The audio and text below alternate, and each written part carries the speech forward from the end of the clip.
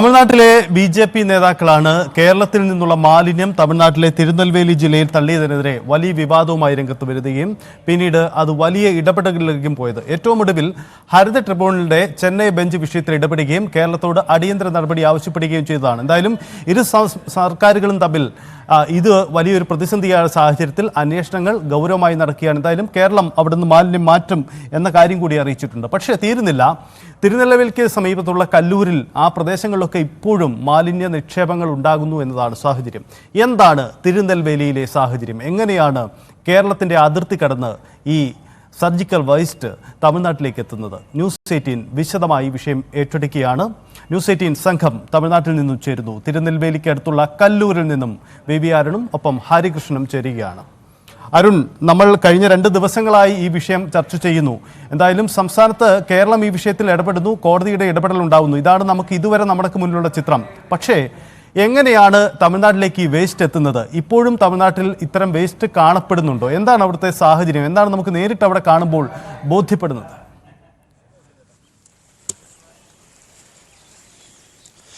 ഇത് തിരുനെൽവേലിക്കടുത്തുള്ള കലൂർ എന്ന ഒരു പ്രദേശമാണ്, ഒരു ഉൾപ്രദേശം. അവിടെ ഇങ്ങോട്ട് വരണമെങ്കിൽ തന്നെ ചെറിയ വഴികൾ ഒക്കെ ഉള്ള ഒരു പ്രദേശം, ഒരു ഗ്രാമീണ പ്രദേശം എന്ന് പറഞ്ഞാൽ പോരാ, ഒരു വനമേഖല പോലെ തോന്നാവുന്ന, അധികം ആൾത്താമസമൊന്നും മേഖലയിൽ ഒന്നുമില്ലാത്തൊരു പ്രദേശം. ഇത്തരത്തിൽ 11 ഇടങ്ങളിലാണ്, 5 സ്പോട്ടുകളിലായി 11 ഇടങ്ങളിലാണ് വലിയ രീതിയിൽ മാലിന്യ നിക്ഷേപം ഉണ്ട് എന്ന് ഇവിടുത്തെ ജില്ലാ കളക്ടർ പറയുന്നത്. അതിലൊരു പ്രദേശമാണ് ഈ കലൂർ.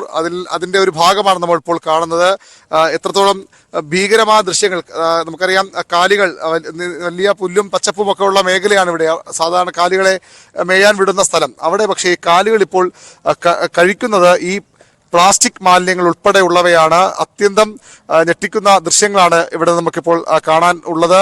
പ്ലാസ്റ്റിക് മാലിന്യങ്ങൾ, ഈ ആശുപത്രി മാലിന്യങ്ങൾ, ഭക്ഷണാവശിഷ്ടങ്ങൾ തുടങ്ങി ഒരു നാട്ടിൽ നിന്നുള്ള ഒരു ഏതെങ്കിലും ആശുപത്രിയും അതുപോലെ ഹോട്ടലുകളിലുമൊക്കെയുള്ള വളരെ ദിവസങ്ങൾ പഴക്കമുള്ള മാലിന്യങ്ങൾ ഇത്തരത്തിൽ ഇവിടെ കൊണ്ട് തള്ളിയിരിക്കുന്നു. ദേശീയ ഹരിത ട്രിബ്യൂണലിലൊക്കെ സ്വാഭാവികമായും ഇടപെട്ട് പോകേണ്ട വിഷയം തന്നെയാണിത്. അത്രയധികം മനുഷ്യത്വരഹിതമായ പ്രവൃത്തിയാണ് ഈ കരാറുകാരോ അല്ലെങ്കിൽ കരാറുകാരെ ഏൽപ്പിച്ച് ഇവിടെ നമുക്ക് ദൃശ്യങ്ങളിലുണ്ട്. ഒരു പശു പേപ്പറോ പ്ലാസ്റ്റിക്കോ ഒക്കെ കഴിക്കുന്ന ദൃശ്യങ്ങളാണ്. ഇത്തരത്തിൽ നിരവധി കാലികൾ ഇവിടെയുണ്ട്. അവയ്ക്കൊന്നും ഇതെന്താണ് എന്ന് അറിയാത്തതുകൊണ്ട് തന്നെ എന്തും കഴിക്കുന്നൊരവസ്ഥ. അതിന്റെ ഭാഗമായി ഉണ്ടാകാൻ പോകുന്ന ആരോഗ്യ പ്രശ്നങ്ങൾ ഇനി നിരവധിയാണ്. ഈ ഒരു നാടിന് തന്നെ ഒരുപക്ഷെ ഇത്തരം ആരോഗ്യ പ്രശ്നം ഉണ്ടാകും. കാരണം മെഡിക്കൽ മാലിന്യങ്ങൾ ഉൾപ്പെടെ ഉള്ളവയുണ്ട്. ഇതിന്റെ ഒരു ചെറിയ പ്രദേശം മാത്രമാണ്. ഇവിടെ നിന്ന് അങ്ങോട്ട് പോകുമ്പോൾ നമുക്ക് അതിന്റെ ഭീതമായ ദൃശ്യങ്ങൾ കാണാം. ഇത്തരത്തിൽ 11 സ്ഥലങ്ങളിൽ ഈ രീതിയിൽ 5 സ്പോട്ടുകളിലെ 11 സ്ഥലങ്ങളിൽ ഇത്തരത്തിൽ മാലിന്യങ്ങൾ തള്ളിയിട്ടുണ്ട്. നമ്മോടൊപ്പം ഇപ്പോൾ ഇവിടുത്തെ നാട്ടുകാരനും ഇവിടുത്തെ രാഷ്ട്രീയ നാം തമിഴർ കക്ഷിയുടെ പ്രവർത്തകനുമായ ശങ്കർ കൂടി ചേരുന്നുണ്ട്. ശങ്കർ, എന്താണിത് സംഭവിച്ചത്? ഇവിടെ എന്താ പറ്റിയത്? இந்த இடம் பார்த்தீங்கன்னா திருநெல்வேலி மாவட்டத்தில் கல்லூருங்கிற கிராமம்.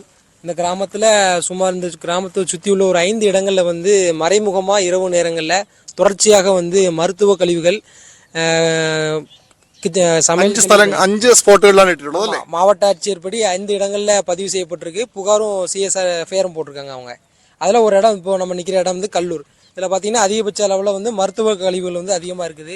ஆடு மாடுகள் வந்து அது தொடர்ச்சியாக அதை சாப்பிட்டுட்டு இருக்குது. அது 10-11 ஸ்பாட் இருக்கு இந்த மாதிரி. ஆமாம், கண்டிப்பாக நிறைய இடங்கள் இருக்குது. இப்போ முதல் இடத்துல தான் நம்ம எடுத்துகிட்டு இருக்கிறோம். கல்லூர் பக்கத்தில் உள்ள கோடநல்லூர் கிராமம், കല്ലൂർ അറുതിൽ നമ്മൾ പക്കത്തിൽ இருக்கிறோம்.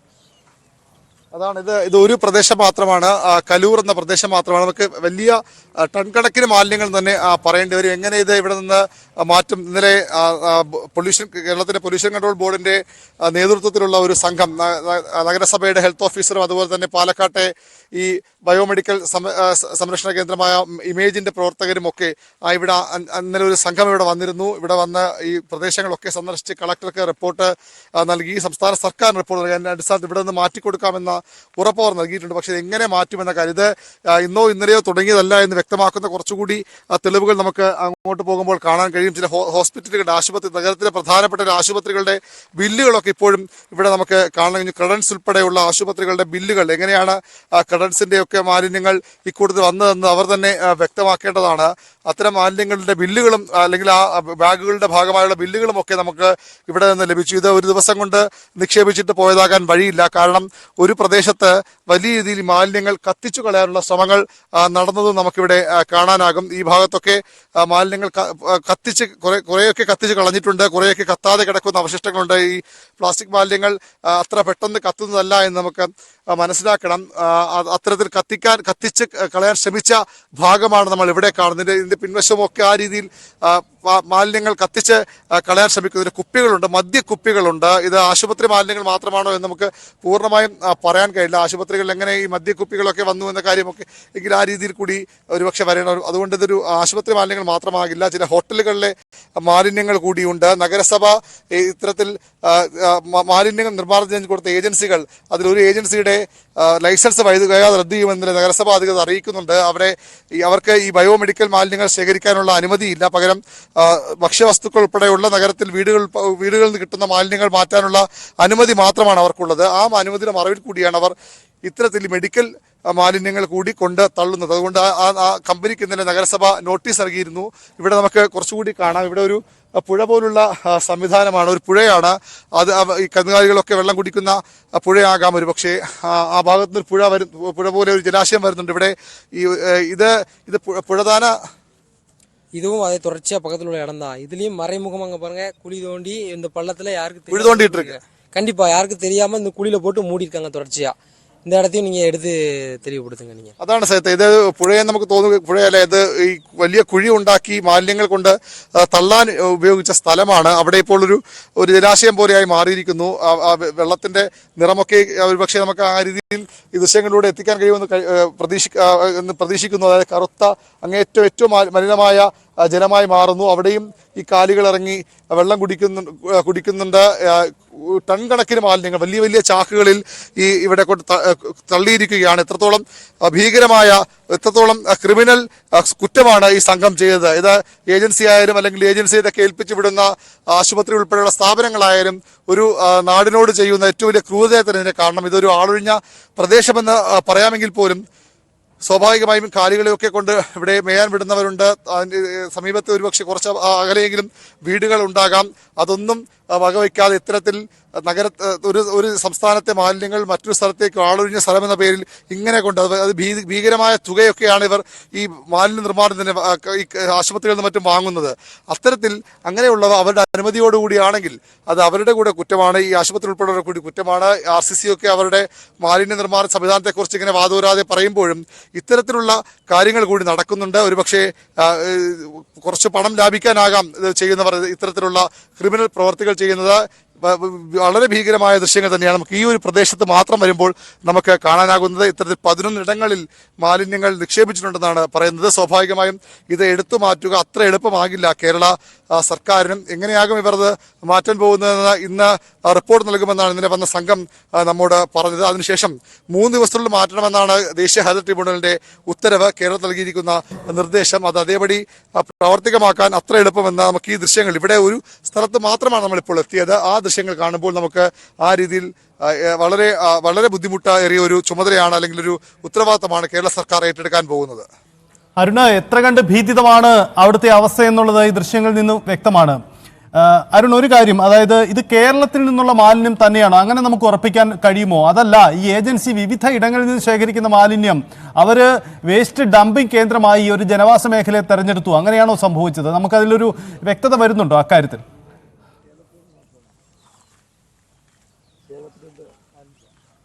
பசுமை தீர்ப்பாயம் வந்து அப்படிதான் சொல்லியிருக்குது. യെസ്, അരുണിലേക്ക് മടങ്ങി വരാം. ഇപ്പോൾ IMAയുടെ പ്രതി ഡോക്ടർ സുൽഫി നൂഹു നമുക്കൊപ്പം ചേരുന്നു. ഡോക്ടർ സുൽഫി, ഞങ്ങളുടെ സംഘം ഇപ്പോൾ തിരുനെൽവേലിയിലുണ്ട്. ഞങ്ങളുടെ കാഴ്ചയിൽ, ഞങ്ങളുടെ ക്യാമറയിൽ കാണാൻ ഞങ്ങൾക്ക് കഴിയുന്നത് ഒരു പരിസരം, ഒരു പ്രദേശം മുഴുവൻ വലിയ രീതിയിൽ മാലിന്യം കൂടിക്കിടക്കുകയാണ്. അതിൽ മെഡിക്കൽ വേസ്റ്റുകളുണ്ട്, ഞങ്ങളുടെ ദൃശ്യത്തിൽ തന്നെ വ്യക്തമാണ്. പക്ഷേ അതിനപ്പുറം മറ്റു ചില മാലിന്യങ്ങളുമുണ്ട്. യഥാർത്ഥത്തിൽ ഈ സംഭവിച്ചത് എന്താണ്? ഇത് സംബന്ധിച്ച് IMA ഒരു അന്വേഷണം നടത്തിയിട്ടുണ്ടോ നിങ്ങൾക്കിടയിൽ? ഈ കാര്യത്തില് ഇമേജ് ഈ ഒരു കാര്യം ഉന്നയിക്കുന്നത് ആദ്യമായല്ല, പല പ്രാവശ്യം ഇത്തരം കാര്യങ്ങൾ ഉന്നയിച്ചിട്ടുണ്ട്. അതായത് ആശുപത്രിയിൽ നിന്നും ബയോമെഡിക്കൽ മാലിന്യങ്ങൾ എടുക്കുന്ന രീതിയിൽ ചില സമയങ്ങളിൽ ചില സ്ഥലങ്ങളിലെങ്കിലും ചില അപാകതകൾ സംഭവിക്കാറുണ്ട്. ചില മിഡിൽ ഏജൻസ് ഇത് ആശുപത്രിയിൽ നിന്നും ബയോമെഡിക്കൽ മാലിന്യങ്ങളും അതോടൊപ്പം മെയിൻലി അവരുടെ ടാർഗറ്റ് പ്ലാസ്റ്റിക്കും മറ്റു കാര്യങ്ങളാണ് റീസൈക്കിൾ ചെയ്യാൻ പറ്റുന്നത്. വിപണിയിൽ മാർക്കറ്റുള്ള ചില കാര്യങ്ങൾ അവർ അതിലൂടെ എടുക്കുകയും അത് മറിച്ചു വിൽക്കുകയും ബാക്കിയുള്ള കാര്യങ്ങൾ എവിടെയെങ്കിലും ഡിസ്പോസ് ചെയ്യുന്ന ഒരു രീതി പലതവണ നമ്മൾ റിപ്പോർട്ട് ചെയ്തിട്ടുണ്ട്. അതിന്റെ ഭാഗമായിട്ടാണ് നടക്കുന്നത്.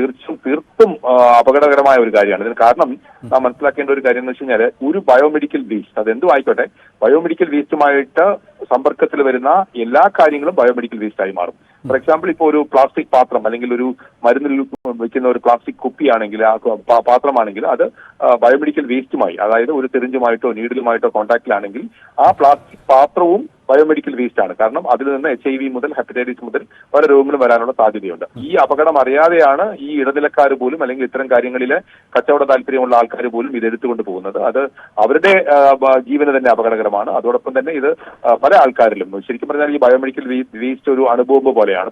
വളരെ കൃത്യതയോടുകൂടി കൈകാര്യം ചെയ്യേണ്ട ഒരു കാര്യമാണ്. അതിനകത്തൊരു അപാകത വന്നിരിക്കുന്നതിൽ കർശനമായ നടപടികൾ സ്വീകരിക്കണമെന്നുള്ളതാണ് ഇന്ത്യൻ മെഡിക്കൽ അസോസിയേഷന്റെ നിലപാട്. ഓക്കെ, ഇതിപ്പം IMAക്ക് സ്വന്തമായ ഈ വേസ്റ്റ് നിർമ്മാർജ്ജന സംവിധാനമുണ്ടല്ലോ, പ്ലാന്റുകളുണ്ടല്ലോ, എന്തുകൊണ്ടാണ് ആ പ്ലാന്റുകൾക്ക് അപ്പുറത്തേക്ക് ഈ വേസ്റ്റ് പോയത്? ഇതെന്തുകൊണ്ടാണ് പരിശോധന വൈകിപ്പോയത്? അതിലൊരു നിങ്ങളുടെ ഭാഗത്തും ഒരു വീഴ്ച സംഭവിച്ചിട്ടില്ലേ?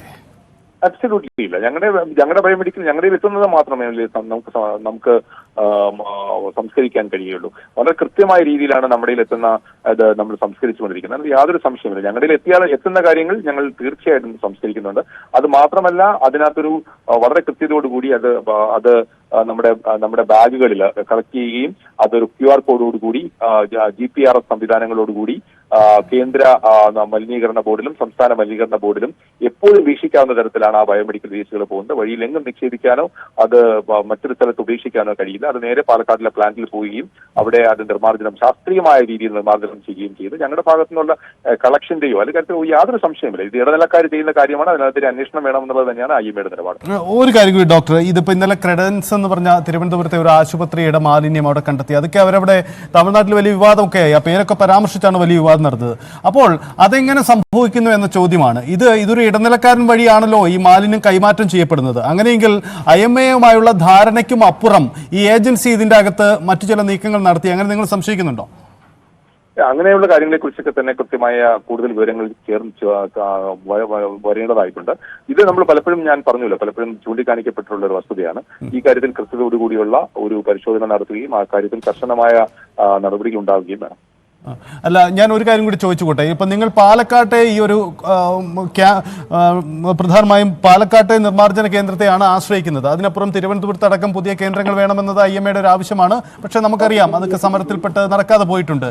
അപ്പോൾ ഇതിനൊരു ശാസ്ത്രീയമായ നിർമ്മാർജ്ജന സംവിധാനങ്ങൾ കേരളത്തിൽ കുറയുന്നു. അതിൻ്റെ ഒരു പ്രതിസന്ധി കൂടിയുണ്ടോ? ഞാൻ ചോദ്യം വ്യക്തമായി കേട്ടില്ല. ഞാൻ തിരക്കുള്ള OPയുടെ ഇടയ്ക്കും കൂടി ഇരിക്കുന്നതാണ്. പതിവേ കേട്ടുള്ളൂ. I'm sorry. Okay, sorry doctor. Doctor തിരക്കിലാണ്, മനസ്സിലാകുന്നു. Okay, thank Priya. എന്തായാലും ഒരു കാര്യം വ്യക്തമാണ്, ഈ വിഷയത്തിൽ IMAയുടെ ഭാഗത്തു നിന്നും കൂടുതൽ ഗൗരവമായ ഒരു ഇടപെടൽ കൂടി വേണ്ടി വരുന്നുണ്ട്. ഒരു തേർഡ് പാർട്ടി ഏജൻസിയാണ് ഇത് ചെയ്യുന്നത്, അതുകൊണ്ട് ഞങ്ങൾക്ക് ഇതിൽ പങ്കില്ല എന്ന കൈകഴുകൽ ഇന്ന് RCCയുടെ നേതൃത്വവും RCC സൂപ്രണ്ടും അത്തരമൊരു നിലപാടെടുത്തു. പക്ഷേ അങ്ങനെ എങ്ങനെ നിലപാടെടുക്കാൻ കഴിയുമെന്ന ചോദ്യമാണ് ഉണ്ടാകുന്നത്. കാരണം ഈ മാലിന്യം എന്നത് ഈ ബയോ വേസ്റ്റാണ്. സ്വാഭാവികമായും നിരവധി ആരോഗ്യ പ്രശ്നങ്ങൾ ഉണ്ടാവുന്നതാണ്. സാധാരണ മാലിന്യ നിക്ഷേപം ചർച്ച ചെയ്യുന്നതിനേക്കാൾ അങ്ങേറ്റം ഗൗരവത്തോടെ കൈകാര്യം ചെയ്യേണ്ട വിഷയമാണിത്. BV അരുൺ തുടരുന്നുണ്ട്. അരുൺ, ഡോക്ടർ സുൽഫി നൂഹു IMAയുടെ വിശദീകരണം നമ്മൾ കേട്ട് കഴിഞ്ഞു. നേരത്തെ RCC സൂപ്രണ്ടും സംസാരിച്ചു ഈ വിഷയത്തിൽ. ഞങ്ങൾക്ക് പങ്കില്ല, ഞങ്ങളിത് ഏജൻസിക്ക് കൈമാറി, അവരുടെ ഭാഗത്താണ് വീഴ്ച എന്നത്. RCCയും IMAയും സമാന നിലപാടെടുക്കുന്നു. അപ്പോൾ ഇതിവിടേക്ക് കൊണ്ട് തള്ളുന്നത് ആരാണ്? ഏത് വാഹനത്തിലാണ്? അവർ നിരന്തരമായി വന്നു പോകുന്നുണ്ടോ? അത്തരം സൂചനകൾ എന്തെങ്കിലും ഈ സമീപവാസികൾ നൽകുന്നുണ്ടോ അരുൺ?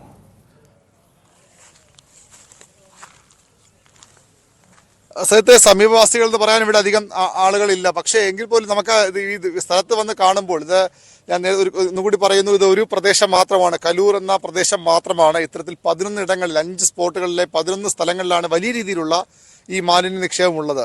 സ്വാഭാവികം ഇവിടെ വന്ന് കാണുമ്പോൾ ഇത് ഇന്നോ ഇന്നലെയോ തുടങ്ങിയതല്ല എന്ന് വ്യക്തമാണ്. വളരെ കൃത്യമായ ഒരുപക്ഷെ ഈ വലിയ ഒരു കുഴിയെടുത്തത് പോലും ഇതിനു വേണ്ടി അതിനുള്ള എല്ലാ സംവിധാനങ്ങളും കൊണ്ടുവന്ന് ഇതൊരു ചെറിയ ഒരു തവണ സംഭവിച്ചു പോയ അബദ്ധമെന്ന് നമുക്ക് കരുതാനാകില്ല. കാരണം ഈ ഒരു പ്രദേശത്ത് ആളൊഴിഞ്ഞ പ്രദേശത്ത് വലിയ രീതിയിൽ ഈ കുഴിയെടുത്തിരിക്കുന്നത് നമുക്ക് വ്യക്തമാണ്. വലിയ കുഴികൾ, വലിയ JCB ഒക്കെ കൊണ്ടുവന്നുള്ള പ്രവൃത്തിയിലൂടെ മാത്രം ചെയ്യാവുന്ന ഒരു കാര്യമാണ്. അത്തരത്തിൽ വലിയ കുഴികളെടുത്ത് അവിടെ കുറേയൊക്കെ ഇട്ട് മൂടിയിരിക്കുന്നു. മൂടിയെന്ന് പറയാൻ കഴിയില്ല, കൊണ്ട് തള്ളിയിരിക്കുന്നു ആ കുഴികളിലേക്ക്. അതിനപ്പുറത്തെ കുറേ ഭാഗങ്ങളിൽ ഈ മാലിന്യങ്ങൾ കത്തിക്കാനുള്ള ശ്രമം നടത്തിയിരിക്കുന്നു. കത്തിച്ച് പൂർണ്ണമായും ഇത് കത്തിപ്പോകുന്ന വസ്തുക്കളുമല്ല എന്നതിൽ നിന്ന് കൂടി വ്യക്തമാണ്. അത്രയുള്ള അപകടകരമായ വസ്തുക്കൾ ഇതിനകത്തുണ്ട് എന്ന് നമുക്ക് അതിൽ കൂടി വ്യക്തമാണ്. ഇത് കുഴിക്ക് ഉള്ളിലും മുകളിലുമൊക്കെ ഇട്ട് മാലിന്യങ്ങൾ കത്തിക്കാനുള്ള ശ്രമങ്ങൾ നടത്തിയിരിക്കുന്നു. ചിലതൊക്കെ കൊണ്ട് തള്ളിയിട്ട് പോയിരിക്കുന്നു. വലിയ ചാക്കുകെട്ടുകളിൽ ആശുപത്രികളിൽ ഈ മാലിന്യങ്ങൾ ശേഖരിക്കുന്ന ക്യാരി ബാഗുകളിൽ, പച്ച നിറത്തിലുള്ള ബാഗുകളിലുമൊക്കെ പോളിത്തീൻ കവറുകൾ, മാലിന്യങ്ങളാനുള്ള കവറുകളിലൊക്കെ വലിയ കെട്ടുകളാക്കിയും അതിനപ്പുറത്തേക്ക് ചാക്കുകളിലുമൊക്കെ കൊണ്ട് തള്ളിയിരിക്കുന്നു. ഇവിടെ മണിക്കൂറുകളോളം ചിലവഴിച്ചാകാം ഒരുപക്ഷെ വെറുതെ കത്തിക്കാനുള്ള ശ്രമം നടത്തിയിട്ടുള്ളത്. ഈ വലിയ ഇത് ഇടാൻ വേണ്ടിയുള്ള കുഴികൾ തന്നെ ഒരുപക്ഷെ മണിക്കൂറുകൾ കൊണ്ട് ചെയ്ത ജോലിയാണ്. അതായത് ഇവിടം പ്രദേശവാസികളുടെ കൂടി പിന്തുണ ഇതിനുണ്ട്, അല്ലെങ്കിൽ സ്ഥലം അറിയാവുന്ന ആളുകളുടെ കൂടി പിന്തുണയുണ്ട്. രണ്ടുപേരെ ഇന്നലെ ഇവിടെ പോലീസ് അറസ്റ്റ് ചെയ്തിരുന്നു. രണ്ടുപേർ ഇപ്പോൾ റിമാൻഡിലാണ്. അത് ഈ മാലിന്യം തള്ളാൻ ഇവരെ സഹായിച്ചവരാണ്. ഇതിനും അപ്പുറത്തേക്കുള്ള ആളുകളുണ്ട് എന്നുള്ളത് ഉറപ്പാണ്. സണ്ണേജ് എന്ന ഒരു ഏജൻസിയാണ് നഗരസഭയിലെ മാലിന്യ നീക്കത്തിന് കരാറെടുത്തിരിക്കുന്ന ഒരു കമ്പനി. അവരുടെ വാഹനങ്ങളിലാണ് ഇവിടെ കൊണ്ടുവന്നതെന്ന് ഏറെക്കുറെ വെളിവായിരിക്കുന്നു. അതുകൊണ്ട് തന്നെ അവരുടെ ലൈസൻസ് റദ്ദാക്കുന്ന നടപടികളുമായി നഗരസഭ മുന്നോട്ട് പോവുകയാണ്. നമുക്കറിയാം, നമ്മൾ നേരത്തെ തലസ്ഥാനത്തെ ആമേഴഞ്ചാൻ തോട് ഉൾപ്പെടെയുള്ള വിഷയങ്ങളിൽ മാലിന്യങ്ങൾ, വീടുകൾ ശേഖരിക്കുന്ന മാലിന്യങ്ങൾ എങ്ങോട്ട് പോകുന്ന ചോദ്യത്തിന് പലപ്പോഴും നമുക്ക് ലഭിച്ച മറുപടി ഏജൻസികൾ കൊണ്ടുപോകുന്നു. ഏജൻസികൾ എവിടെ കൊണ്ടുപോകുന്നു? സ്വാഭാവികമായും ഒന്നുകിൽ കേരളത്തിലെ ഇത്തരത്തിൽ ആളൊഴിഞ്ഞ പ്രദേശങ്ങളിലേക്ക് തള്ളുന്നു, അല്ലെങ്കിൽ തമിഴ്നാട്ടിലെ കേരളത്തിൽ അത്രയധികം ഈ ആളൊഴിഞ്ഞ പ്രദേശങ്ങളോ അല്ലെങ്കിൽ തമിഴ്നാടിനെ പോലെ വെറുതെ കിടക്കുന്ന ഏക്കർ കണക്കിന് ഭൂമിയോ ഒന്നും കേരളത്തിൽ ആ രീതിയിൽ ഇല്ലാത്തത് കൊണ്ടാകാം ഒരുപക്ഷെ കേരളത്തിന്റെ അതിർത്തി പ്രദേശം കൂടിയായ ഈ തിരുനെൽവേലി ജില്ലയൊക്കെ ഇവർ തിരഞ്ഞെടുക്കുന്നത്. ഇത് ഇവിടെ നിന്ന് ഇപ്പോൾ പുറത്തു വന്നു എന്ന് മാത്രമാകാം. ഇത്തരത്തിൽ നിരവധി സ്ഥലങ്ങളിൽ എവിടെയൊക്കെയോ ആരും കാണാതെയും അറിഞ്ഞുകൊണ്ടുമൊക്കെ വലിയ രീതിയിൽ ഒരു പ്രദേശത്തിന്റെ ഒരു വ്യാപ്തി നമുക്ക് ദൃശ്യങ്ങളിലൂടെ മനസ്സിലാകുമെന്ന് കരുതുന്നു. അത്രയധികം വിശാലമായ ഒരു പ്രദേശമാണ്. പൂർണ്ണമായും നാളൊഴിഞ്ഞ പ്രദേശം.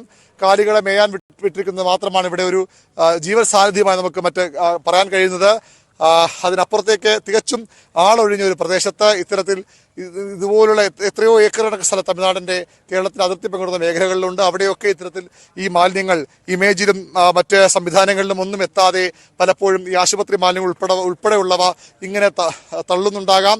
ആശുപത്രികൾക്ക് ഒരുപക്ഷെ ഇത് ലാഭമാണ്.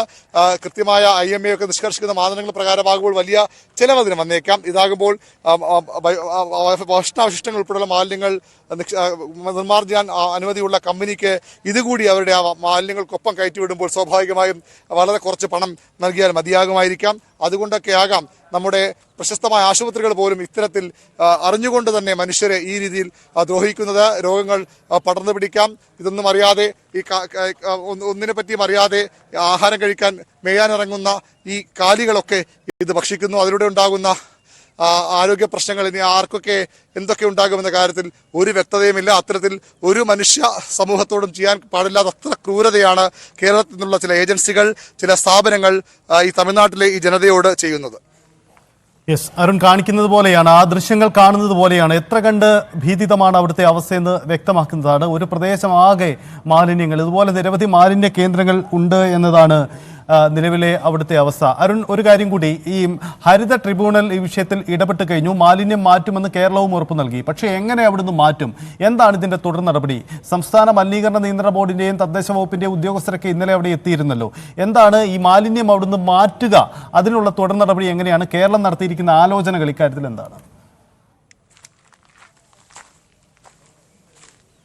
ഇന്നലെ വൈകുന്നേരത്തോടു കൂടിയാണ് സംഘം ഇവിടെ നിന്ന് തിരികെ കേരളത്തിലേക്ക് പോയത്. അതിനുശേഷം സർക്കാർ റിപ്പോർട്ട് നൽകുന്നതിന് നമ്മൾ വൈകുന്നേരം പൊല്യൂഷൻ കൺട്രോൾ ബോർഡ് ചെയർപേഴ്സണുമായി സംസാരിച്ചിരുന്നു. അപ്പോൾ മാലിന്യങ്ങൾ നീക്കാമെന്ന് തമിഴ്നാട് സർക്കാരിന് ഉറപ്പ് നൽകിയിട്ടുണ്ട്. തമിഴ്നാട് ജില്ലാ ഭരണകൂടത്തെയും കളക്ടർ നേരിട്ട് കണ്ടും അക്കാര്യങ്ങൾ അറിയിച്ചിട്ടുണ്ട്.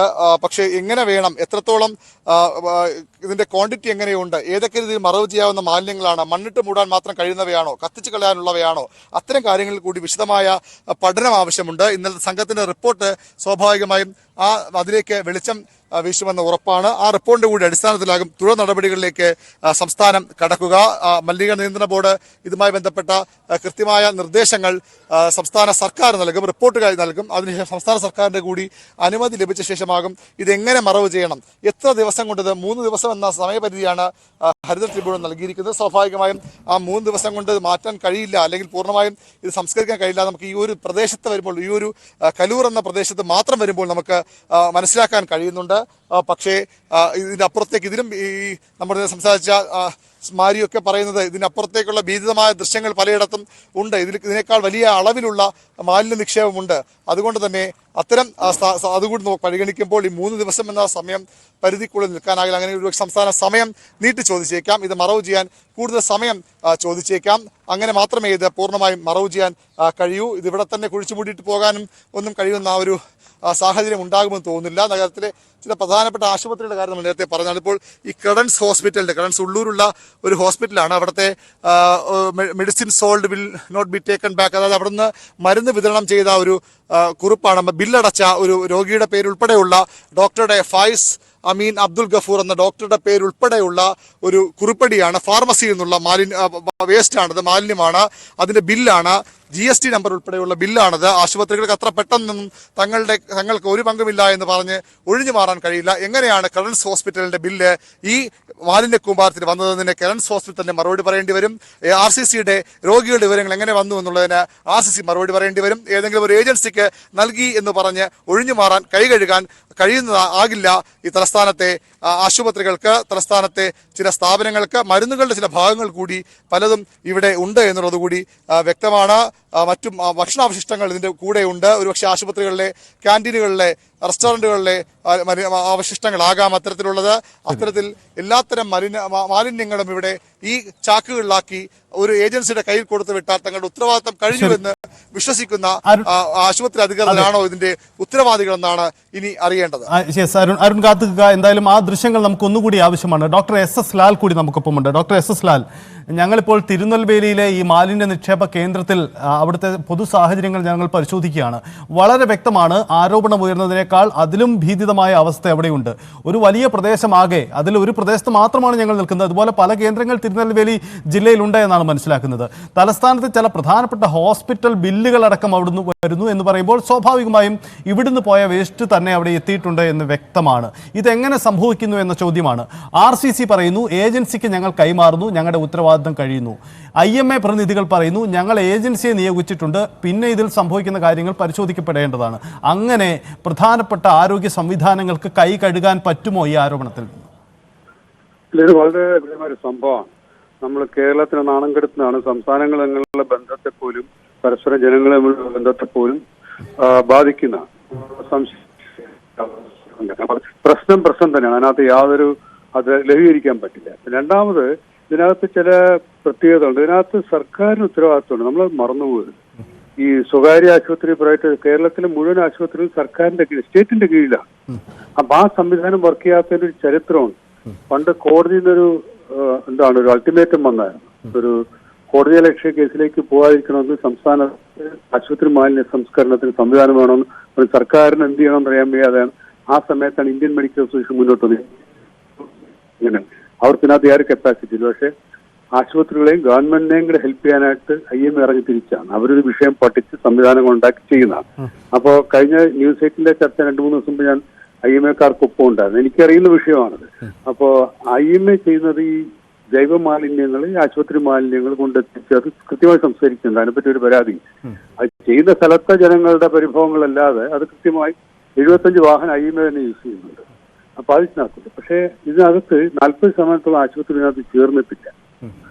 ആലോചിച്ചു, സർക്കാർ ആശുപത്രിയുടെയും പ്രൈവറ്റ് ആശുപത്രിയുടെയും മാലിന്യങ്ങൾ IMA ആണ് നോക്കുന്നത്. അക്കാര്യത്തിൽ അതൊരു നല്ലൊരു പബ്ലിക് പ്രൈവറ്റ് പാർട്ട്ണർഷിപ്പ് മോഡലാണ്, PPP മോഡലാണ്. ഇതിനകത്ത് സർക്കാർ ആശുപത്രികളും പ്രൈവറ്റ് ആശുപത്രികളും കുറേ ചേരുമ്പോൾ കുറച്ച് ആശുപത്രികൾ മാറി നിൽക്കുന്നത് സർക്കാർ ശ്രദ്ധിക്കേണ്ട കാര്യമാണ്. അവിടെയാണ് ഗവൺമെന്റ് ഉണ്ട്. ഗവൺമെന്റ് എല്ലാം ചെയ്യാൻ പറ്റും. അതുകൊണ്ടാണ് മറ്റ് സ്വകാര്യ ഏജൻസികളെ ഏൽപ്പിക്കുന്നത്. പക്ഷെ അതിന്റെ നടപ്പിലാക്കുന്നതിനകത്തൊരു ഗവൺമെന്റ് ഉത്തരവാദിത്തമുണ്ട്. അതിന് ഗവൺമെന്റ് കൈയൊഴിയാൻ പറ്റില്ല. ഈ കേരളത്തിലെ ഇപ്പൊ ഓട്ടോറിക്ഷയും ടാക്സി ടാക്സികളും എല്ലാം സ്വകാര്യമുണ്ട്. പക്ഷെ സർക്കാരിന് നിയന്ത്രണത്തില്ലേ, അവർക്ക് ഇഷ്ടമുള്ള ചാർജ് ഈടാക്കാൻ പറ്റും. അങ്ങനെയാണ് ആലോചിക്കേണ്ടത്. സ്വകാര്യ ആശുപത്രികളും അങ്ങനെയാണ്, സർക്കാരിന്റെ കീഴിലാണ് ഇതെല്ലാം. അപ്പൊ അതിനകത്ത് നമ്മുടെ പുതിയ ഇത് നമ്മുടെ എന്താണ് പൊതുജനാരോഗ്യ ബില്ലൊക്കെ വായിച്ചു നോക്കിയാലും അറിയാം. അപ്പൊ പ്രൈവറ്റ് സർക്കാർ സ്കൂളും പ്രൈവറ്റ് സ്കൂളും തമ്മിൽ സിലബസിൽ വ്യത്യാസം പറ്റും. പ്രൈവറ്റുകാർക്ക് അവർക്ക് ഇഷ്ടമുള്ള പഠിപ്പിക്കാൻ പറ്റും, സർക്കാരിന്റെ നിയന്ത്രണത്തിൽ. അതുപോലെയാണ് കേരളത്തിലെ ഓരോ ക്ലിനിക്കും ഓരോ ആശുപത്രി എല്ലാവരും ഡോക്ടർമാർ, ഞാൻ ഉൾപ്പെടെ ഉള്ള ഒരു മെഡിക്കൽ കൗൺസിൽ രജിസ്ട്രേഷൻ സർക്കാരിന്റെ കണ്ണിലുള്ളവരാണ് ഞങ്ങൾ. അപ്പൊ അങ്ങനെയാണ്. അപ്പൊ അതിനകത്ത് സർക്കാർ ഉത്തരവാദിത്വം പ്രധാനമാണ്. സർക്കാരിനെ നിയന്ത്രിക്കാനും പറ്റും. നമ്മൾ ഏത് കാര്യം വന്നാലും ഏത് മേഖലയിലും ആളുടെ നിയമങ്ങളിലേക്ക്. ഡോക്ടർ ഒരു അറിവിലേക്ക് വെക്കുക, നമുക്ക് ഈ മാലിന്യ സംസ്കരണ സംവിധാനം സർക്കാർ നിയന്ത്രണത്തിൽ അങ്ങ് സൂചിപ്പിച്ചതുപോലെ നിലവിൽ ഈ ബയോ വേസ്റ്റുകൾ നിർമ്മാർജ്ജനം ചെയ്യാൻ ഒരു കൃത്യമായ ഫലവത്തായ ഒരു സർക്കാർ നിയന്ത്രണ സംവിധാനം ഇപ്പോൾ കേരളത്തിലില്ല. അതൊരു പ്രധാന പ്രശ്നമാണ്. ഇല്ല, IMA ഗവൺമെന്റിനെ സഹായിക്കും. സർക്കാർ ആശുപത്രികളെ മാലിന്യങ്ങളും കൂടി അത് നല്ലതാണ്. എല്ലാം ഗവൺമെന്റ് ചെയ്യാൻ പറ്റില്ല. അതെല്ലാം നമ്മൾ ഓട്ടോറിക്ഷയും ടാക്സിയും ഉള്ളത്. ഗവൺമെന്റ് എല്ലാ ഇടവഴിയിലേക്കും വണ്ടി വിടാൻ പറ്റില്ല. അപ്പൊ സ്വകാര്യ മേഖല റിയാലിറ്റിയാണ്. പക്ഷെ അവർ റെഗുലേറ്റ് ചെയ്യണം. അപ്പൊ അവർ ഉറപ്പാക്കണം. സർക്കാരിന് ഇപ്പൊ ആരോഗ്യമന്ത്രി പോയി സർട്ടിഫിക്കറ്റ് നോക്കണമെന്നില്ല. അതിന്റെ സിസ്റ്റംസ് ഉണ്ട്. ഈ സിസ്റ്റംസ് ആണ് കേരളത്തിൽ കുറെ നാട്ട് വർക്ക് ചെയ്യാത്തത്. അവിടെയാണ് പ്രശ്നം. നമ്മുടെ എല്ലാ സംവിധാനങ്ങളിലും ഒരു പിഴവ് വന്നിട്ടുണ്ട്. അത് ഈ നമ്മൾ ഓടി നടന്ന് ഉദ്ഘാടനവും ഒരു മാസ്ക് ഇട്ട് ഇന്റൻസീവ് കെയർ യൂണിറ്റിൽ ഇടിച്ചു കയറുന്ന മന്ത്രി, ഇതൊന്നും അല്ല കേരളത്തിൽ വേണ്ടത്. സംവിധാനങ്ങൾ വർക്കണം. മന്ത്രിമാർ വരും പോകും, അവരൊന്നും സ്ഥിര സംവിധാനമല്ല. ആരോഗ്യ വകുപ്പിലെ ഓരോ ഉദ്യോഗസ്ഥരും ഇടപെടാൻ കഴിയുന്ന രീതിയിലായിരുന്നു ഒരു സംവിധാനം. കേരളത്തിലെ ഏറ്റവും നല്ല ആരോഗ്യവകുപ്പായതും ഏറ്റവും നല്ല ആരോഗ്യം ഉണ്ടായിരുന്നു ഒരു കാരണം അതും കൂടെയാണ്. ഇപ്പൊ അത് മാറിപ്പോയി.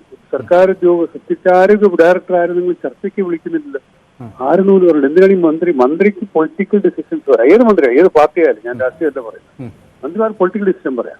പക്ഷെ ഇത്തരം കാര്യങ്ങൾ പറയുമ്പോഴത്തേക്ക് അത് ആരോഗ്യ ഡയറക്ടറാണ് പറയുന്നത്. അവർക്കറിയാം എന്താ പറയേണ്ടത്. ഒരുപാട് അഡീഷണൽ ഡയറക്ടർമാരുണ്ട്, അവർക്കറിയാം. അവരെയൊക്കെ ഒതുക്കി നിർത്തിയിട്ട് മന്ത്രിമാർ വൺ മാൻ ഷോ ആയിട്ട് ആരോഗ്യവകുപ്പിനെ നിയന്ത്രിക്കുമ്പോൾ ഉള്ള പ്രശ്നമാണ്. പൊളിറ്റിക്കൽ കാര്യങ്ങൾ നടക്കും. ഡോക്ടറെ, ഞാൻ ഇത് നമ്മൾ രാഷ്ട്രീയ തർക്കത്തിനും അപ്പുറത്തേക്ക് ഞാൻ ഒരു പ്രധാനപ്പെട്ട കാര്യം ചോദിച്ചുകൊള്ളട്ടെ. അതായത് തിരുനെൽവേലി തിരുവനന്തപുരത്ത് നിന്ന് ഏകദേശം 150 കിലോമീറ്ററോളം ദൈർഘ്യമുള്ള ഒരു സ്ഥലമാണ്. IMA നിയന്ത്രണത്തിലുള്ള ഇമേജ് സംവിധാനത്തിൻ്റെ ഇമേജ് ഏജൻസിയുടെ മാലിന്യ പ്ലാന്റ് പാലക്കാടാണ്. അപ്പോൾ സ്വാഭാവികമായും നമുക്ക് തിരുനെൽവേലിയേക്കാൾ ദൂരെ കൂടുതലുണ്ട് പാലക്കാടേക്ക് മാലിന്യം കൊണ്ടുപോകുമ്പോൾ. അതുകൊണ്ട് അടുത്തുള്ള ഒരു തുറസായ സ്ഥലത്ത് ശല്യമില്ലാത്ത ഒരിടത്ത് കൊണ്ട് ഡംപ് ചെയ്യുക എന്നൊരു ഏജൻസി തീരുമാനിക്കാൻ അവരെ കൊണ്ട് അങ്ങനെ ചിന്തിപ്പിക്കുന്നതിൻ്റെ കാരണം നമ്മുടെ സമീപ പ്രദേശത്ത് ഒരു മാലിന്യ നിക്ഷേപ കേന്ദ്രം ഇല്ലാതെ പോകുന്നത് കൂടി കൊണ്ടാണോ? അതാണോ ഇതിലേക്ക് വഴിവെക്കുന്ന ഒരു ഘടകം കൂടി അതായി മാറുന്നുണ്ട്? പ്രധാന കാരണമാണ്. ഇപ്പൊ മൂന്നാമത് ഒരെണ്ണം തുടങ്ങാനായിട്ട് നോക്കുമ്പോൾ അവിടുത്തെ ജനങ്ങൾ ഇളകിയിട്ടില്ല. ജനങ്ങളെ കുറ്റം പറയാൻ പറ്റില്ല. കാരണം നമ്മൾ ഇവിടുത്തെ വിളപ്പിൽശാല വേസ്റ്റ് കൊണ്ടിട്ടിട്ട് നാട്ടുകാർ വീട്ടിൽ മുറ്റത്ത് എല്ലാ വൃത്തികെട്ട സാധനങ്ങൾ എത്തുന്ന രീതിയിലേക്കാണ് ജനങ്ങളുടെ അനുഭവം. ജനസാന്ദ്രത കൂടിയ സംസ്ഥാനം. അപ്പൊ എളുപ്പമല്ല, ജനങ്ങളെ കൺവിൻസ് ചെയ്യാൻ വഴിയുള്ളൂ.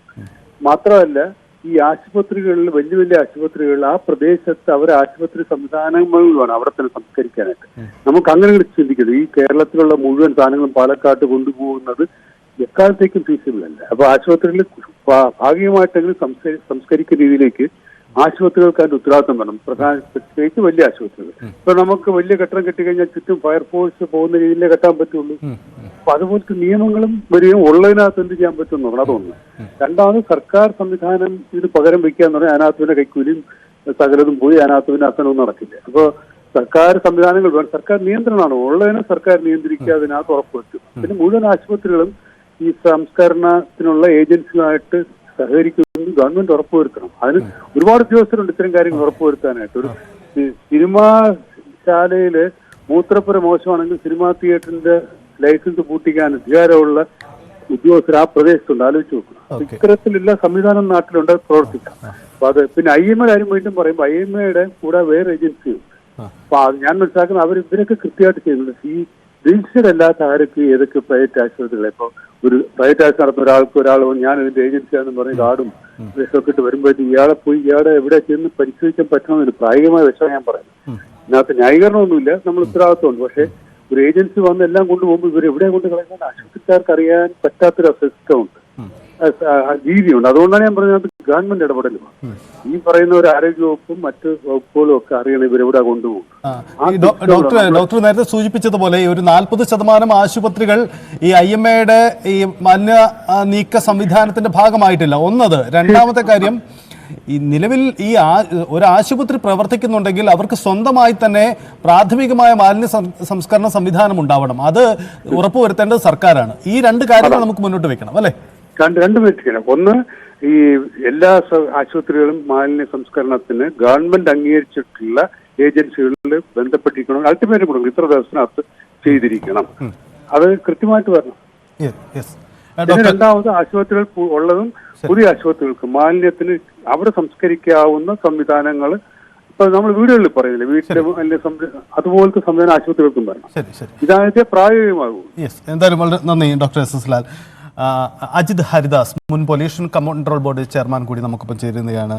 സർ, ഈ സംസ്ഥാനത്ത് കേരളം മാലിന്യ സംസ്കരണത്തിന് പലപ്പോഴും മാതൃകയായിട്ടുള്ള ഒരു സംസ്ഥാനമാണ്. നമുക്ക് പല മാതൃകകളും കാട്ടാനുണ്ടാവാം, ചില വിമർശനങ്ങൾ ഉണ്ടെങ്കിൽ പോലും. പക്ഷേ സ്വന്തം അയൽപ്പക്കത്തേക്ക് കൊണ്ടുപോയി, സ്വന്തം അയൽ സംസ്ഥാനത്തെ ഇടത്തേക്ക് കൊണ്ടുപോയി മാലിന്യം തള്ളി എന്ന പഴി കേൾക്കേണ്ട ഒരു ഗതികേടിൽ കേരളം മാറി ഇപ്പോൾ. എത്ര ഗുരുതരമായ ഒരു വലിയ പ്രശ്നമാണ് സംഭവിച്ചിരിക്കുന്നത്? എന്തുകൊണ്ടാണ് നമ്മുടെ മലിനീകരണ നിയന്ത്രണ ബോർഡ് സംവിധാനങ്ങൾ ഈ വിഷയത്തിൽ ഇടപെടാൻ വൈകിയത്? നിങ്ങൾ പറഞ്ഞ ഒരു കാര്യം ശരിയല്ല. കേരളം ഈ രാജ്യത്തിന്റെ മുൻപന്തിയിലല്ല മാലിന്യ സംസ്കരണത്തിൽ. ഇവരുടെ സർവേ പ്രകാരം, സ്വച്ഛ് സർവേഷൻ സർവേ പ്രകാരം കേരളം ഏറ്റവും പിറകിൽ കിടക്കുന്ന വലിയ സംസ്ഥാനമാണ്. ഇതിന്റെ പിറകിൽ വടക്ക് കിഴക്കൻ ചെറിയ സംസ്ഥാനങ്ങൾ മാത്രമേ ഉള്ളൂ കേരളത്തിന്റെ പിറകിൽ. Keralam solid waste management rules 2016 അത് ഇംപ്ലിമെന്റ് ചെയ്യുന്നതിൽ പൂർണ്ണ പരാജയമാണ്. മാത്രമല്ല,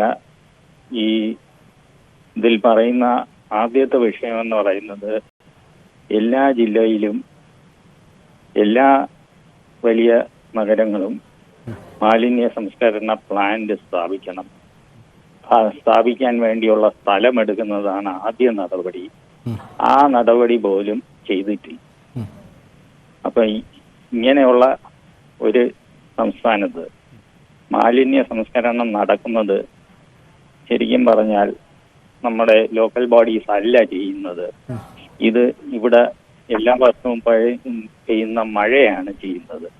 മഴയത്ത് ഒലിച്ച് കനാല് വഴിയും നദികൾ വഴിയും അറബിക്കടലിലേക്ക് എത്തുന്നു. അല്ല എന്നുണ്ടെങ്കിൽ കേരളം ഒരു മാലിന്യ കൂമ്പാരമായി മാറിയേനെ. കാര്യം ആധുനിക മാലിന്യ സംസ്കരണം ഇവിടെ നടപ്പാക്കുന്നതേ ഇല്ല. പിന്നെ ബയോമെഡിക്കൽ വേസ്റ്റിന്റെ കാര്യം പറഞ്ഞാൽ, common biomedical waste treatment facility അത് എല്ലാ 100 കിലോമീറ്ററിനകത്തും ഒരെണ്ണം വെച്ച് സ്ഥാപിക്കേണ്ടതാണ്. പക്ഷേ അത് ചെയ്തിട്ടില്ല. മാത്രമല്ല, നിയമത്തിൽ പറയുന്നത് ഒരു ആശുപത്രിയിൽ നിന്നുള്ള വേസ്റ്റ് 24 മണിക്കൂറിനകം ഈ പറയുന്ന ഫെസിലിറ്റിയിൽ എത്തുകയും അവിടെ വെച്ച് 1000 ഡിഗ്രി 1050 ഡിഗ്രി ചൂടിൽ അത് ഇല്ലാതാക്കുകയും വേണം എന്നാണ്. ഇതൊന്നും ഇവിടെ ചെയ്യുന്നതേ ഇല്ല. അതിന് പകരം നമ്മൾ പല കോൺട്രാക്ടേഴ്സിനെ ഏൽപ്പിക്കുന്നു. അവര് അനധികൃതമായി കാടുകളിലും അന്യ സംസ്ഥാനമായ തമിഴ്നാട്ടിലും കൊണ്ടുപോയി അത് നിക്ഷേപിക്കുകയാണ് ചെയ്യുന്നത്. വളരെ പരിതാപകരമായ അവസ്ഥയാണ്. ഇതിൽ കർശനമായ നടപടി എടുക്കേണ്ടതാണ്. പക്ഷേ രാഷ്ട്രീയപരമായിട്ട് അത് എടുക്കാനായിട്ട് പറ്റാത്ത ഒരു സ്ഥിതി ഇപ്പം സംജാതമാണ്. ഇതിൽ കൂടുതലൊന്നും ചെയ്യാനായിട്ട് പറ്റത്തില്ല. സാറേ, ഒരു കാര്യം, ഇന്ന് ഞങ്ങൾ ഈ വാർത്ത സംപ്രേഷണം ചെയ്ത് ഞങ്ങൾ തിരുനെൽവേലി ഈ വിഷയത്ത് ഞങ്ങളുടെ ഒരു മാധ്യമ സംഘം തന്നെ അവിടെ ക്യാമ്പ് ചെയ്തുകൊണ്ട് എന്താണ് അവിടുത്തെ സാഹചര്യം എന്ന് പരിശോധിക്കുകയാണ്. അപ്പോൾ തലസ്ഥാന നഗരത്തിലെ വേസ്റ്റുകളെല്ലാം അവിടെ എത്തിയിട്ടുണ്ട് എന്ന കാര്യം, ആ ആക്ഷേപം കൃത്യമാണ് എന്ന് ഞങ്ങൾക്ക് ബോധ്യപ്പെടുന്നു. ഒന്ന്. രണ്ടാമത്തെ, ഈ RCC ഞങ്ങളോട് പറയുന്നത് ഇത് ഞങ്ങൾക്കൊരു ഏജൻസിക്ക് കൈമാറി കഴിഞ്ഞു, അതുകൊണ്ട് ഇനി ഞങ്ങൾക്ക് അതിൻ്റെ ഉത്തരവാദിത്തം ഇല്ലെന്ന് പറയുന്നു. IMAയും പറയുന്നു മറ്റൊരു ഏജൻസിയാണ് കൈകാര്യം ചെയ്യുന്നതെന്ന് പറയുന്നു. അത്തരം സംവിധാനങ്ങൾ ഇത് പറയുമ്പോഴും എൻ്റെ ചോദ്യം, സംസ്ഥാനത്തെ മാലിന്യം അത് എന്ത് തരം മാലിന്യമായാലെങ്കിലും അതെങ്ങനെ കൈകാര്യം ചെയ്യണമെന്ന നിഷ്കർഷിക്കുന്ന ഒരു സംവിധാനം പൊല്യൂഷൻ കൺട്രോൾ ബോർഡ് എന്നൊരു സ്ഥാപനമുണ്ട് നമുക്ക്. അപ്പോൾ എന്തുകൊണ്ടാണ് ഈ നിയന്ത്രണ സംവിധാനങ്ങളുടെ കണ്ണിലൂടെ ഒന്നും ഇത് പെടാതെ പോകുന്നത്? അയൽ സംസ്ഥാനത്ത് ചവറ് കൊണ്ടേയിട്ടു അല്ലെങ്കിൽ ഗുരുതരമായ ഈ ബയോവേസ്റ്റ് കൊണ്ടേയിട്ടു എന്ന ഒരു പഴി കേൾക്കേണ്ടി വരുന്ന സാഹചര്യം ഉണ്ടായത് നമ്മുടെ സംവിധാനങ്ങളുടെ പരാജയമല്ലേ? പൂർണ്ണ പരാജയമാണ്. സംസ്ഥാന മാലിന്യ നിയന്ത്രണ ബോർഡിന്റെ ചുമതല എന്ന് പറയുന്നത് നിയമങ്ങൾ നടപ്പാക്കുക എന്നുള്ളതാണ്. ഇത് മാലിന്യ സംസ്കരണം ചെയ്യേണ്ട ഇതിന്റെ ഉത്തരവാദിത്വം അത് മാലിന്യം ഉണ്ടാക്കുന്ന സ്ഥാപനങ്ങൾക്ക് വേണ്ടിയാണ്. അത് ആശുപത്രിയാണെന്നുണ്ടെങ്കിൽ അവർക്കാണ് അതിന്റെ ഉത്തരവാദിത്വം. അതുപോലെ തന്നെ ബാക്കിയുള്ള ഗാർഹിക മാലിന്യമാണെന്നുണ്ടെങ്കിൽ നഗരസഭയ്ക്കാണ് അതിന്റെ ഉത്തരവാദിത്വം. ഇത് മാലിന്യ നിയന്ത്രണ ബോർഡ് എന്ന് പറയുന്നത് റെഗുലേറ്ററി ബോഡിയാണ്. ഇവർ അത് ചെയ്തില്ല എന്നുണ്ടെങ്കിൽ polluter must do the pollution control also. അപ്പം ഈ പൊള്യൂട്ടർ നിയമം പാലിച്ചില്ല എന്നുണ്ടെങ്കിൽ അവരുടെ മുകളിൽ നടപടിയെടുക്കേണ്ട ചുമതലയാണ് ബോർഡിനുള്ളത്. പക്ഷേ നടപടിയെടുക്കാനായിട്ട് പറ്റാത്ത ഒരു സാഹചര്യമാണ് ഇപ്പോഴുള്ളത്. അത് രാഷ്ട്രീയപരമാണ്. നമുക്ക് സംസ്ഥാനത്ത് പൊല്യൂഷൻ കൺട്രോൾ ബോർഡിന്റെ പല പ്രവർത്തനങ്ങളും രാഷ്ട്രീയപരമായ നിയന്ത്രണങ്ങളിൽപ്പെട്ട് നിലച്ചു പോകുന്നു എന്ന ആക്ഷേപം മുമ്പും പടികേട്ടിട്ടുള്ളതാണ്. അങ്ങ് തന്നെ നേരത്തെ അതാണ് ഞാനും പറയുന്നത്. രാഷ്ട്രീയപരമായിട്ട് അവർക്ക് അനങ്ങാൻ വയ്യാത്ത സ്ഥിതിയായി മാറിയേക്കാണ്. യെസ്, അതാണ് താങ്കൾ സൂചിപ്പിക്കുന്ന പോലെയാണ്. എന്തായാലും വളരെ നന്ദി അജിത് ഹരിദാസ് പ്രതികരിച്ചതിന്. സംസ്ഥാനത്ത് മലിനീകരണ നിയന്ത്രണ ബോർഡിന്റെ കൃത്യമായ മാർഗനിർദ്ദേശങ്ങൾ നിലനിൽക്കുമ്പോൾ അത് നടപ്പിലാക്കേണ്ട സർക്കാർ സംവിധാനങ്ങൾ എന്തുകൊണ്ട് കണ്ണടയ്ക്കുന്നു? അയൽ സംസ്ഥാനത്ത് മാലിന്യം കൊണ്ടിട്ടതിന്റെ പഴി കേൾക്കേണ്ടി വരുന്ന മലയാളിക്ക് ഇതിന്റെ വീഴ്ച സംഭവിച്ചത് ആരെ എന്ന ഉത്തരവാദിത്തം ഏറ്റെടുക്കാൻ എന്തുകൊണ്ട് അധികൃതർ തയ്യാറാവുന്നില്ല? RCCയും അല്ലെങ്കിൽ മറ്റ് IMA പോലെയുള്ള ഏജൻസികളും കൈകഴുകുമ്പോൾ സർക്കാരും എന്തുകൊണ്ട് മറുപടി പറയുന്നില്ല? നിരവധി ചോദ്യങ്ങൾ അവശേഷിക്കുന്നു.